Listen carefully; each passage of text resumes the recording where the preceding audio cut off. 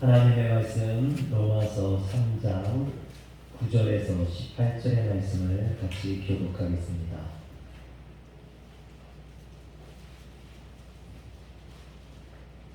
로마서 3장 9절입니다. 그러면 어떠하냐? 우리는 나으냐? 결코 아니라. 유대인이나 헬라인이나 다 죄 아래 있다고 우리가 이미 선언하였느니라. 깨닫는 자도 없고 하나님을 찾는 자도 없고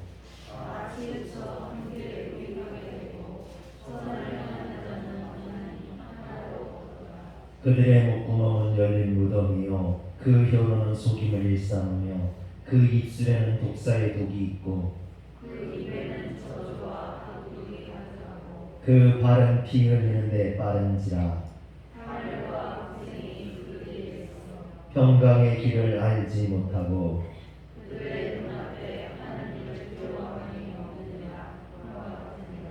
아멘. 할렐루야. 오늘도 하나님의 성전을 찾은 우리 성도님들에게 하나님이 주시는 큰 위로와 축복이 가득하길 주의 이름으로 축원합니다.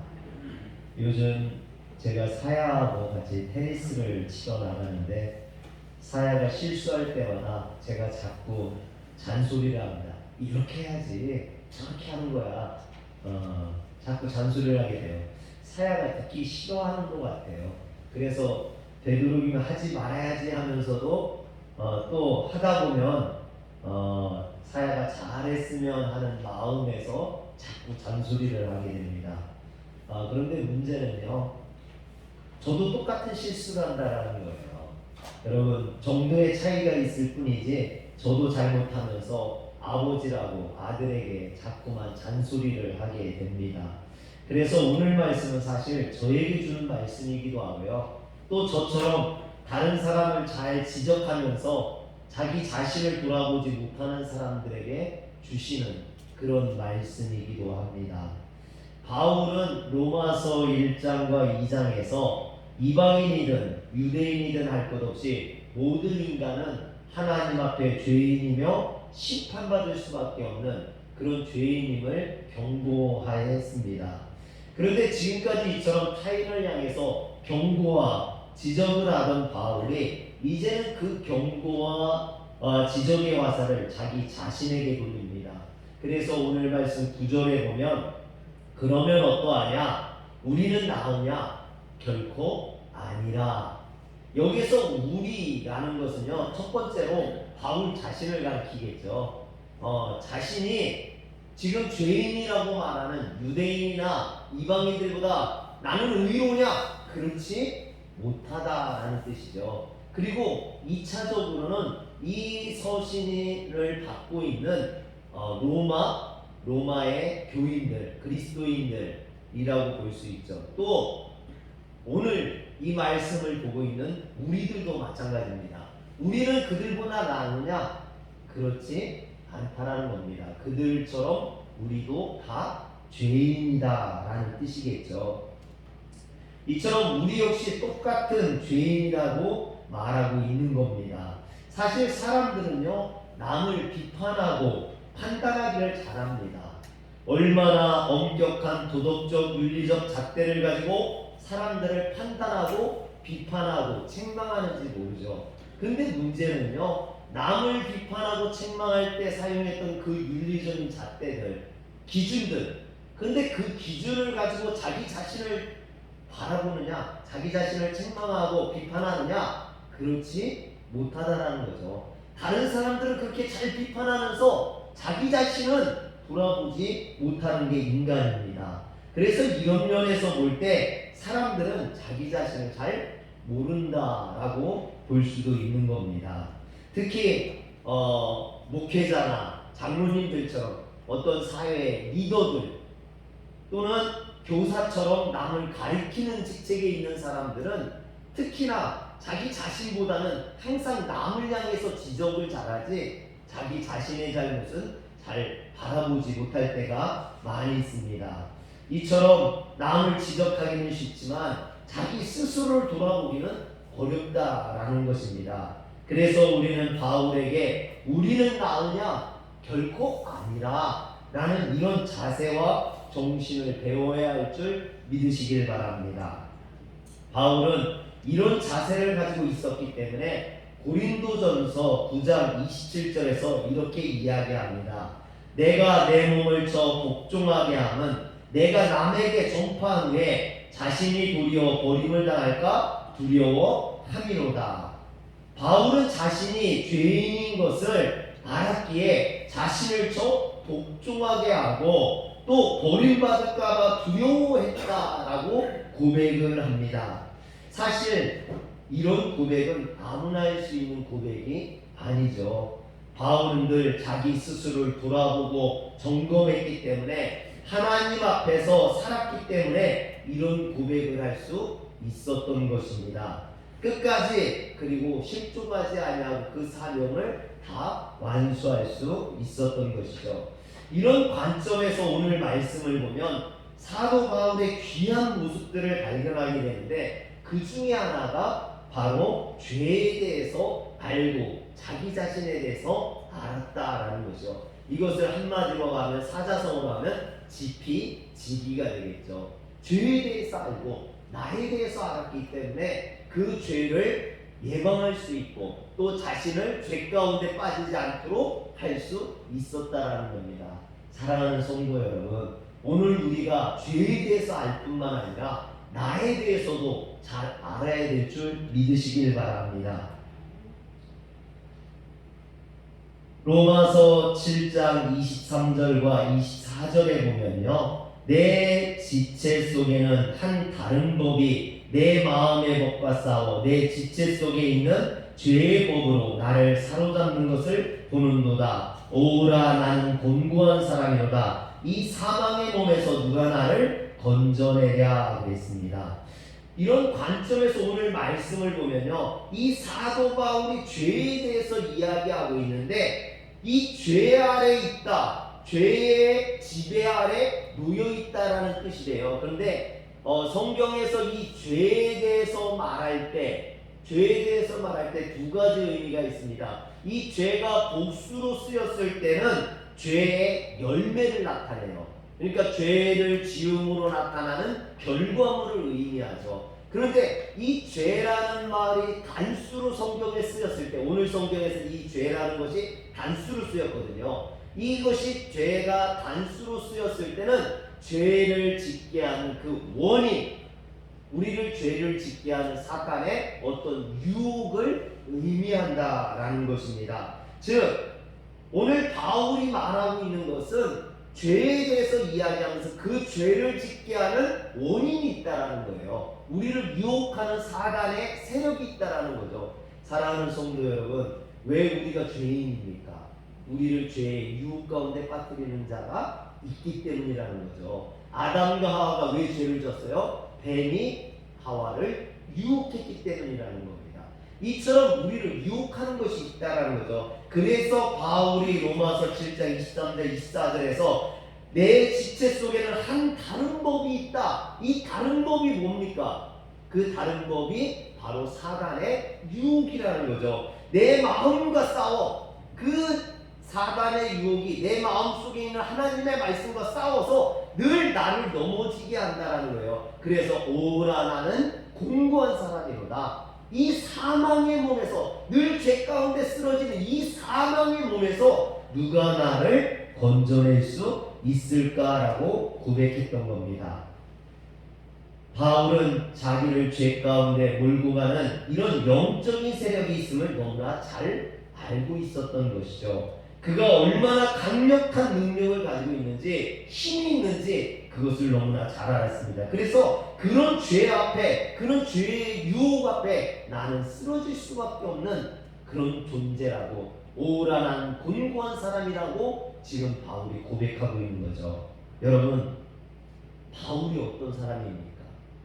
바울이요, 이방인의 사도로 부름받아서 전도 여행을 통해서 수많은 교회들을 세우고 유럽을 복음화시켰던 그런 인물 아닙니까? 여러분, 능력의 종, 성경을 무려 13번이나 썼던 성경 가장 많이 썼던 그런 사람 아닙니까? 그런데 그런 바울조차도 자신은 죄 아래 한없이 연약한 사람, 죄의 능력이 얼마나 강한지 자기 힘으로는 역부족이라고 고백하는 이런 사도 바울의 고백을 오늘 우리가 들을 수 있어야 됩니다. 왜냐하면요, 사도 바울이 이럴지언정 우리는 어떻겠습니까? 사도 바울 같은 인물도 이런 죄 아래 곤고한 사람이라고, 이 사망의 몸에서 누가 나를 건져내려고 한탄하고 있는데, 하물며 평범한 우리 같은 사람들은 사단의 밥이겠죠. 사단의 유혹에 끊임없이 넘어지고 쓰러질 수밖에 없는 그런 존재라는 것입니다. 최근 몇 년 사이에 존경받던 목사님들이 어떤 물질의 문제나 자녀 이런 세습의 문제 또는 성적인 문제로 사회적인 무리를 일으킨, 그래서 이슈가 됐던 사건들이 많이 있었습니다. 저는 이런 분들을 보면서요, 그분들의 잘못을 책망하고 비판하기보다는 사실 두려움이 들었어요. 두려운 생각이 들었습니다. 왜냐하면 저도 목회자잖아요. 여러분, 그분들이 이렇게 그분들의 면면을 보면요, 그분들이 저보다 못하지 않아요. 저보다 뛰어나고 뭐 지식적으로, 학식적으로, 뭐 영적으로 모든 면에서 저보다 나은 분들인데도 불구하고 그런 유혹에 넘어가고 그런 죄를 짓더라는 거죠. 저런 분들도 한순간에 넘어지는데 나 같은 사람은 얼마나 더 조심해야 될까. 정말 제가요, 어느 순간에 그런 기도를 해요. 제가 은퇴할 때까지 정말 큰 무리 없이 목회했으면 물질적인 문제나 또는 성적인 문제나 자녀의 문제 때문에 하나님 앞에 누를 끼치는 일이 없이 은퇴할까지 정말로 하나님의 영광을 위해서만 목회할 수 있었으면 좋겠다. 그런 기도를 다했습니다. 여러분, 다윗을 한번 생각해 보세요. 다윗은 하나님의 마음에 합한 자라겠습니다. 하나님을 의지하며 물맷돌을 들고 나가가지고 거의 골리앗을 쓰러뜨렸던 그런 민족의 영웅이었죠. 그런데 그런 다윗도 한순간 방심하니까 밧세바를 범하는 그런 죄를 짓지 않습니까? 이처럼 다윗과 같은 위대한 인물도 한순간에 방심하면 넘어지는데 우리는 지금 너무 안일한 거 아닙니까? 여러분, 긴장해야 됩니다. 깨어있어야 됩니다. 하나님 말씀으로 깨어있지 않으면 사단의 유혹에 넘어질 수밖에 없음을 기억하시길 바랍니다. 우리 옆에 사람에게 얘기해 주시기 바랍니다. 깨어있읍시다. 긴장하시기 바랍니다. 사단의 유혹에 넘어가지 마시기 바랍니다. 사랑하는 성도 여러분, 사단의 유혹에 넘어지지 않기 위해서 늘 깨어있는 성도들 되시길 주의 이름으로 축원합니다. 지금은 안 넘어질 것 같아요. 지금은 눈을 이렇게 부릅뜨고 계셔서 지금 넘어질 것 같지는 않아요. 그런데 조금 이렇게 막 눈이 감기려고 할 때, 이런 때 조심하셔야 됩니다. 그럴 때는 유혹에 쉽게 넘어져요, 여러분. 그래서 우리는 바울이 가졌던 어떤 복음에 대한 확신, 이런 것들을 우리도 가질 수 있어야 됩니다. 바울이 로마서 1장 16절을 보여주세요. 내가 복음을 부끄러워하지 아니하노니 이 복음은 모든 믿는 자에게 구원을 주시는 하나님의 능력이 됨이라 그랬습니다. 바울이 확신했던 이 복음의 능력을 우리도 삶 속에서 회복하고 선포할 수 있어야만 합니다. 그런데 중요한 것은요, 바울이 이처럼 하나님의 능력을 강조하며 선포했던 까닭은 자기가 가진 능력으로는 이 죄의 유혹을 이길 수 없다라는 거예요. 우리가 가지고 있는 능력으로는 사단의 유혹을 이길 만한 능력이 우리에게 없기 때문이에요. 그렇기 때문에 복음의 능력, 하나님의 능력만이 그런 사단의 유혹을 이길 수 있다라고 바울은 이야기하는 겁니다. 복음의 능력으로 우리는 이 죄의 유혹을 물리치고 승리할 수 있는 성도들 되시길 주의 이름으로 축원합니다. 이처럼 바울은 9절에서 자신을 비롯한 모든 인간들이 다 죄의 영향력 아래 놓여 있다고 선포하는데, 그것을 입증하기 위해서 인간의 타락상, 인간의 죄됨을 이야기하기 시작합니다. 그런데 이런 타락상 죄됨은 세 가지로 이야기를 하고 있어요. 첫 번째는 뭐냐면 바울은 인간의 언어의 타락을 이야기합니다.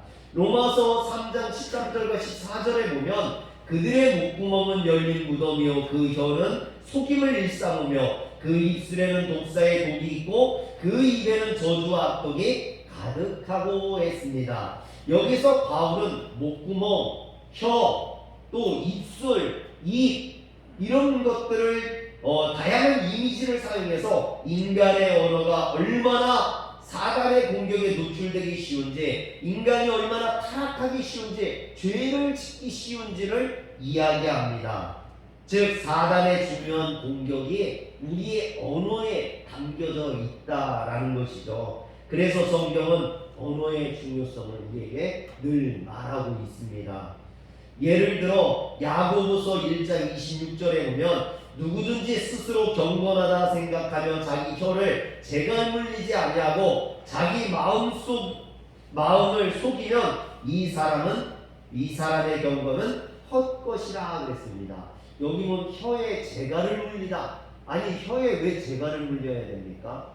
그 이야기는 혀를 그냥 놔두면 그 혀가 죄를 짓기 때문이라는 거죠. 우리의 혀가 너무나 쉽게 죄에 물들어 버리고 만다라는 것입니다. 우리가 경건을 유지하기 위해 묵상하는 것도 중요하고요. 성경을 읽는 것도 중요하고 새벽에 나와서 기도하는 것도 중요합니다. 그러나 그것보다 더 중요한 건요. 자기 혀에 재갈을 물리는 것도 이것도 중요한 줄 믿으시길 바랍니다. 왜? 혀가 죄를 짓지 못하게 하기 위해서 그만큼 우리는 혀를 위해서 재갈을 물리는 기도할 수 있어야만 합니다. 사실 이런 혀로 인한 죄는 우리가 너무나 쉽게 생각하죠. 말을 너무나 쉽게 합니다. 그러나 그 말로 인해서 많은 사람들이 다치고 상처를 입고 아파하죠. 그래서 야고보서 3장 8절에 보면 혀는 등이 길들일 사람이 없나니 쉬지 아니하는 악이요 죽이는 독이 가득한 것이라. 저는 정말 이런 사람을 봤어요. 혀가 얼마나 악한지요. 그 혀로 내뱉는 말들이요 다 쓰레기 같아요. 사람들을 막 죽이는 도구이 묻은 화살 같아요. 그래서 그 사람하고 말하는 사람들 다 마음 아파하고 가슴 아파하고 힘들어하고, 그분이 교회에 오면 교인들이 다 힘들어해요. 그럼 왜 그렇게 사는지 모르겠어요. 그 혀를 뽑아버릴 수가 없어요. 그럼 어떻게 해야 됩니까? 혀에 재갈을 물려야 됩니다. 복음의 능력으로 그 혀를 붙들어야 될 줄 믿으시길 바랍니다. 그래서 솔로몬은요 잠언 18장 21절에 이렇게 이야기해요. 죽고 사는 것이 혀의 힘에 달려있나니 혀를 쓰기 좋아하는 자는 혀의 열매를 먹으리라 하겠습니다. 죽고 사는 것이 혀의 힘에 달려있다. 즉 말에 달려있다라는 것입니다. 그만큼 우리의 새치혀가 사단의 공격에 쉽게 노출되고 혀로 죄를 많이 짓는다라는 것이죠. 이런 의미에서 우리의 믿음의 현주소를 알 수 있는 바로미터가 바로 그 사람의 언어예요. 여러분 사람들이 사용하는 언어를 보면 이 사람이 은혜가 있는지 아니면 이 사람이 지금 마음에 공허한지 아니면 죄악이 가득한지를 알 수 있다라는 겁니다. 여러분은 지금 어떤 말을 사용하고 있습니까? 여러분의 입술이 사람을 세워주고 용서하고 살리는 일에 주로 사용되고 있습니까? 아니면 상대방의 마음을 후벼파고 아프게 하고 피가 나게 하고 상처나게 하고 무너지게 하는 일에 사용되고 있습니까? 사랑하는 성도 여러분, 여러분들의 입술이 복된 입술이 되시길 주의 이름으로 축원합니다. 여러분들의 말이 사람을 살리는 귀한 말이 되시길 주의 이름으로 축원합니다. 미국의 매사추세츠 주립대학의 사회심리학 교수였던 로버트 펠트먼이요 거짓말 심리와 관련하여서 오랜 연구 끝에 우리는 10분에 3번 거짓말을 한다라는 책을 썼어요. 여러분 사람이 10분에 3번씩 거짓말을 한대요. 에이 목사님 저는 거짓말 절대 안 해요. 그 말부터 거짓말이에요. 여러분 사람들은 보통 이 평균을 내보니까 사람들이 거짓말과 일상생활 속에 속임수를 연구하면서 반복적으로 시험을 관찰하고 보니까 사람은요 처음 만나는 사람과 대화하면서 10분에 평균 3번씩 거짓말을 하더라는 거예요. 물론 그것은 상대방을 세워주기 위한 뭐 선의의 거짓말도 있지만 대부분은 또 악한 거짓말도 있다라는 거죠. 그런데 이 학자가 말하고자 하는 핵심은요 인간이 지닌 거짓말의 일상성이라는 겁니다. 우리는 애쓰지 않아도 일부러 거짓말하려 하지 않아도 거짓말이 자연스럽게 나온다는 거예요. 여러분 그래서 사람들이 하루에 몇 번이나 거짓말을 하는지 아십니까? 약 200번 한대요. 저도 깜짝 놀랐어요. 야 진짜야? 내가 하루에 200번씩이나 거짓말을 해? 여러분 이 학자의 연구 결과가 사실이라면 우리는요 입을 닫아야 돼요. 하루에 200번씩이나 거짓말을 하면서 사는데 여러분 그 거짓말들 다 어떻게 합니까? 입을 닫아야지. 말할 때마다 거짓말할 거 아닙니까? 그런데 더 충격적인 것은요 오늘 13절 말씀에 보니까 그들의 목구멍은 열린 무덤이요 그랬어요. 여러분 사람이 칼로만 사람을 죽일 수 있는 게 아닙니다. 이 새치어로도 사람을 죽일 수 있다는 거죠. 요즘에 특히 악플이나 집단 따돌림, 집단 괴롭힘, 어떤 육체적인 괴롭힘도 있지만요 말로 하는 그 괴롭힘이 사람을 죽이기도 한다는 것이죠. 우리의 혀가 사람을 죽일 수 있다는 걸 우리는 깨달아야 됩니다. 그래서 우리는 누군가에게 말을 할 때 조심해야 됩니다. 비록 내 의도는 선하다 할지라도 그것이 상대방의 상처가 될 수 있다는 거예요. 어떤 분이요 꼭 만날 때마다 저한테 그래요. 저한테 이마가 벗겨졌어, 머리가 많이 빠졌어, 자꾸 그래요. 근데 그분은 여기가 대머리야. 그런데 대머리 주제에 저한테 자꾸 머리가 없다니 자꾸 그러니까 들을 때마다 기분이 나쁜 거예요. 아니 저분은 자기는 대머리면서 왜 저러는 거야? 나는 아직 그래도 대머리는 아닌데 나는 원래부터 이마가 넓었어. 여러분 근데 이 말이요 자꾸 들으면 기분이 나쁜 거예요. 그런데 그런 말들이 사람들에게요 자꾸 상처를 주고 아프게 하고 어떤 그런 말들이 사람을 죽이기도 하잖아요. 연예인들이 악플 때문에 자살하기도 하잖아요. 여러분 특히 교회는요 사람들이 많이 모이는 곳이기 때문에 많이 조심해야 돼요. 교회에서 사람들의 말이 옮겨다니면서 왜곡되고 부풀려지고 또 사람들에게 상처를 줄 수 있습니다. 그래서 교회는요 소문이나 말을 전하는 곳이 아니라 교회는 복음을 전하는 곳이 되어야 됩니다. 사랑하는 성도 여러분, 교회에서는 되도록이면 남 얘기를 조심하시길 바랍니다. 누구네 어떻대 그러면서 막 이렇게 하는 말들이요 어떤 때는 그 사람에게 상처가 되고 아픔이 될 수 있다는 거죠. 저를 따라 한번 해보시기 바랍니다. 주님, 저의 의지로는 제 입술을 제어할 수 없사오니 복음의 능력으로 제 입술을 통제하여 주시옵소서. 여러분 기도해야 돼요. 우리의 입술을 하나님이 붙잡아 달라고. 그래서 악한 말이나 더러운 말이나 사람들에게 상처 주는 말은 하지 않게 해달라고.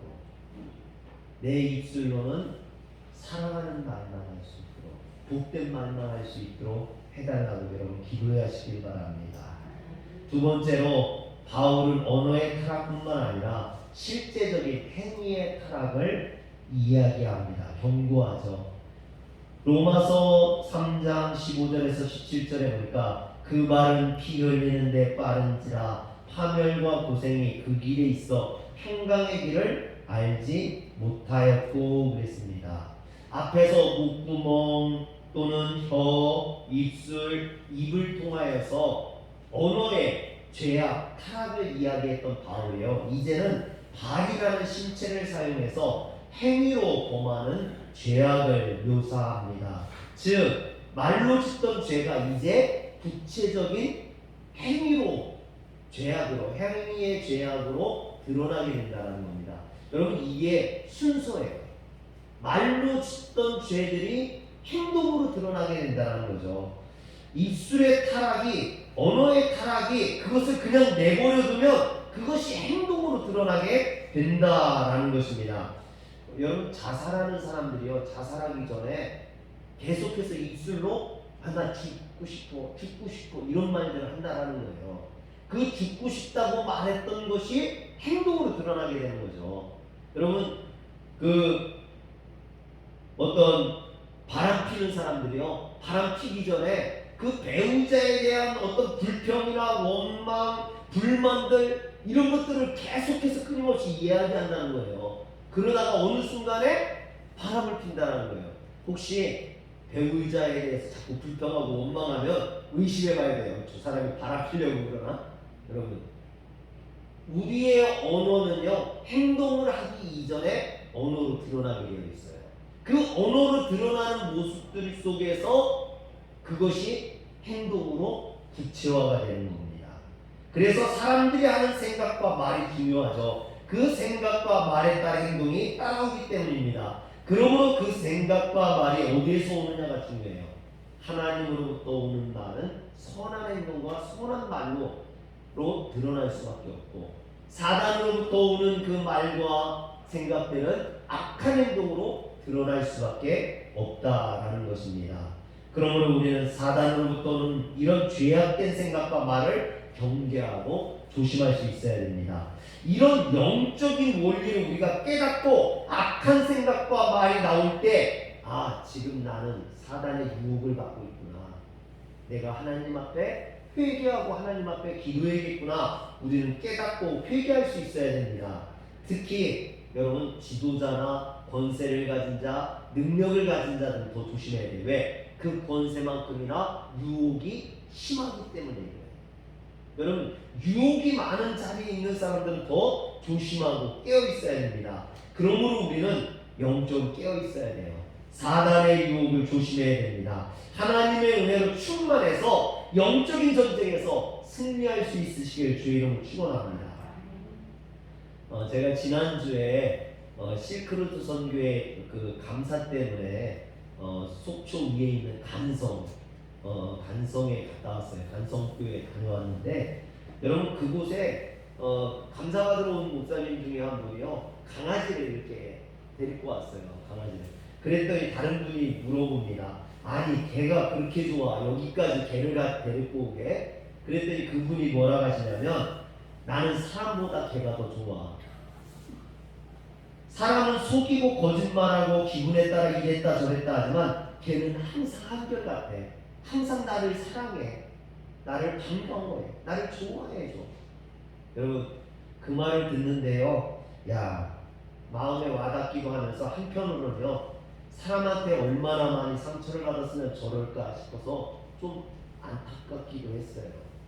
여러분 사람들은 늘 이랬다 저랬다 하고요, 그 속을 알 수가 없죠.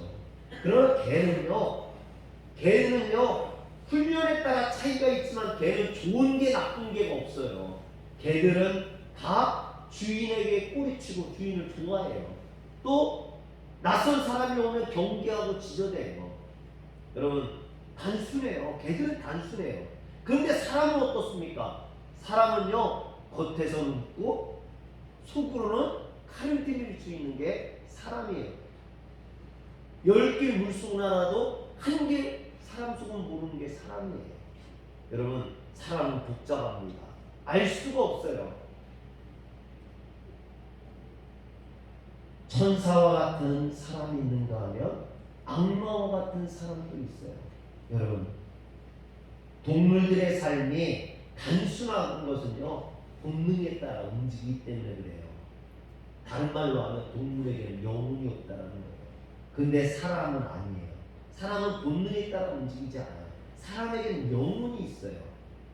그래서 영적인 유혹이 심한 거예요. 동물들에게는 영적인 유혹이 없어요. 영혼이 없기 때문에 마귀의 공격도 없고 악한 생각을 집어넣으려는 영적인 공격도 없다는 거예요. 그러나 인간은 다릅니다. 인간에는 영혼이 있기 때문에 영혼을 죽이려는 사탄이 늘 공격해오고 노출되어 있어요. 처절하게 몸부림치지 않으면 한순간이라도 방심하면 죄의 자리, 범죄의 자리에 빠질 수밖에 없는 것이 인간입니다. 아무리 목회자라 할지라도, 아무리 그 사람이 대통령이라 할지라도, 아무리 지식인이라 할지라도 이런 죄의 유혹에는 누구든지 쉽게 빠질 수밖에 없다라는 거죠. 여러분, 그래서 항상 우리는 깨어 있어야 됩니다. 깨어 있지 않으면 유혹에 넘어갈 수밖에 없습니다. 우리는 나쁜 행동을 하지 않기 위해 노력해야 될 뿐만 아니라 그런 행동을 하게 하는 나쁜 어떤 생각이나 습관들을 버릴 수 있어야만 합니다. 마지막으로 바울은요, 하나님에 대한 경외심을 잃어버리지 말 것을 경고합니다.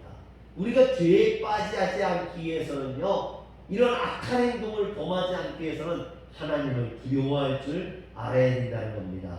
오늘 말씀 로마서 3장 18절에 보니까 그들의 눈앞에 하나님을 무서워함이 없느니라 함과 같으니라 그랬어요. 하나님을 두려워하지 않기 때문에 죄악을 짓는다는 거예요. 죄악에 사로잡힌 인간, 특히 범죄하고도 회개하지 않는 인간의 특징 중에 하나는 하나님을 향한 두려움이 없다라는 것입니다. 특히 범죄하는 자들, 이것이 사람에게 망하게 하는 결정적인 원인이 됩니다. 창세기 6장에 보면 노아의 홍수가 나오죠. 이때 노아가 하나님의 명령에 따라서 배를 만들기 시작합니다. 오랜 시간 동안 배를 만들죠. 근데 노아가 배를 만들었던 곳이 어디입니까? 바다가 아니에요. 강이 아니에요. 산꼭대기입니다. 산꼭대기. 여러분, 산꼭대기 위에다 배를 만드는 그것이 얼마나 이상하겠습니까? 동네 사람들이 이 노아를 볼 때마다 놀렸을 거예요. 저 미친 사람, 저 이상한 사람, 산꼭대기에다 무슨 배를 만들어? 사람들이 비웃고 조롱했을 거예요. 아마 노아는 배를 만드는 것보다 사람들의 말이 더 힘들고 어려웠을 거예요. 그럼에도 노아는 배 만드는 것을 중단하지 않았습니다. 그 이유에 대해서 히브리서 11장 7절이 이야기하고 있어요. 이렇게 말합니다. 믿음으로 노아는 아직 보이지 않는 일에 경고하심을 받아 경외함으로 방주를 준비하여 그랬어요. 경외함으로 방주를 준비했다. 여기에서 경외라는 말은요, 두려워하다라는 뜻이 있어요. 즉 노아는 자기를 향해 비난하고 수군거리는 동네 사람을 두려워하는 것이 아니라 하나님을 두려워할 줄 알았다라는 겁니다. 그래서 하나님의 명령에 따라 배를 만들면서 그 배를 만드는 것을 멈출 수가 없었던 것이죠. 여러분, 우리의 신앙을 점검하는 잣대는 새벽 기도에 몇 번 참석했느냐, 성경을 몇 번 읽었느냐가 아닙니다. 이런 것보다 더 중요한 것은요, 나는 지금 하나님을 두려워하고 있는가? 여러분들은 지금 하나님을 두려워하고 있습니까? 청산유수와 같이 말을 잘하고 성경에 대해 줄줄 외운다고 그 사람의 영이 살아있는 게 아닙니다. 여러분, 목회자가 아무리 설교 잘하고요, 얼굴이 번지를 해도 사람들이 안 보는 데서 더러운 짓 하고 추잡한 짓 하면요, 그 사람은 하나님을 두려워하지 않는 사람이에요. 그 사람의 영은 죽어 있는 거예요. 여러분, 목회자가 사람들 앞에서만 번듯하고 뒤에서 딴짓하고 그런다면요, 그건 목회자가 아니죠. 여러분, 늘 하나님을 두려워할 수 있어야 돼요. 사람들이 보든지 안 보든지. 여러분, 사람들이 보는 앞에서만 거룩한 척 할 게 아니라 사람들이 보이지 않는 곳에서도 거룩할 수 있어야 돼요. 오늘 이건 목회자뿐만 아니라 모든 성도들이 마찬가지입니다. 우리의 신앙을 점검하는 잣대는 그래서 늘 하나님을 두려워하는 것입니다. 출애굽기 1장에 보면 히브리 3파 십부라와 부하에 대한 이야기가 나와요. 애굽 왕 바로가 이 십부와 부하라는 히브리 3파에게 명령을 합니다. 너희는 히브리 여인을 위하여서 해산을 도울 때에 그 자리를 살펴서 아들이거든 그를 죽이고 딸이거든 살려두라. 해산하러 가서 얘가 아들이면 죽이라는 거예요. 딸이면 살려두고. 그런데 여러분, 왕의 명령이라는 것이요 절대적인 거 아닙니까? 왕의 명령을 어기면 죽을 수밖에 없는 거죠. 죽임당할 수밖에 없어요. 그런데 그 다음에 출애굽기 1장 17절에 보면 이렇게 돼 있어요. 하나님을 두려워하여 애굽 왕의 명령을 어기고 남자아이를 살린지라. 남자아이를 살린 이유가 뭐냐? 하나님을 두려워했기 때문이라는 거예요. 하나님을 두려워했기 때문에 사람들이 안 보는 데서 아이를 죽일 수가 없었다는 거예요. 여러분, 그것이 아무리 왕의 명령이라 할지라도 결국 이 히브리 3파 십부와 부하는요 왕을 두려워한 게 아니라 누굴 두려워하는 거예요? 하나님을 두려워할 줄 알았던 거예요. 그래서 하나님 앞에 악을 지을 수 없었던 거죠. 주님이 이런 말씀을 하세요. 마태복음 10장 28절에 보니까 몸은 죽어도 영혼을 능히 죽이지 못하는 자들을 두려워하지 말고 오직 몸과 영혼을 능히 지옥에 멸하실 수 있는 이를 두려워하라. 세상에 사람들, 육체로 우리를 죽일 수 있는 그런 사람들 두려워하지 말라는 거예요. 우리가 두려워해야 될 존재는 우리를 지옥에 보낼 수 있는 그 하나님이라는 겁니다. 사랑하는 성도 여러분, 오늘 우리는 죄에 대해 알아야 됩니다. 나를 죄악 가운데 빠뜨릴 수 있는 이 악한 사단의 유혹이 있음을 깨달아야 됩니다. 그런데 사단의 유혹과 죄악에서 벗어날 수 있는 것은 오직 주님의 능력밖에 없습니다. 내 능력은 그 유혹을 이길 수 없어요. 그래서 바울은 내가 복음을 부끄러워하지 아니하노니 이 복음은 모든 믿는 자에게 구원을 주시는 하나님의 능력이 됨이라 했습니다. 이 말씀을 명심하시기 바랍니다. 늘 여러분 붙드시길 바랍니다. 그러므로 우리는 다른 사람을 정죄하고 책망하는 것이 아니라 바울처럼 자신을 돌아보고 고백할 수 있어야 됩니다. 하나님 아버지, 저는 악합니다. 저는 약합니다. 사단의 권세를 이길 만한 힘이 저에게는 없습니다. 주님이 내버려 두시면 입술이 타락하고 행위가 타락하여 죄악의 자리에 빠질 수밖에 없습니다. 그러니 복음의 능력으로 저를 구원하여 주옵소서. 할렐루야. 우리를 구원할 수 있는 것은 오직 예수 그리스도의 복음의 능력밖에 없습니다. 오늘 그 복음의 능력을 힘입어서 새롭게 되시고 또 악한 유혹을 물리치시고 승리하실 수 있는 성도들 되시길 주의 이름으로 축원합니다. 기도하겠습니다. 전능하신 하나님 감사합니다. 오늘도 우리의 죄를 용서하여 주시고 하나님의 복음의 능력으로 우리를 새롭게 하여 주시옵소서. 우리 주 예수님의 이름으로 기도합니다. 아멘.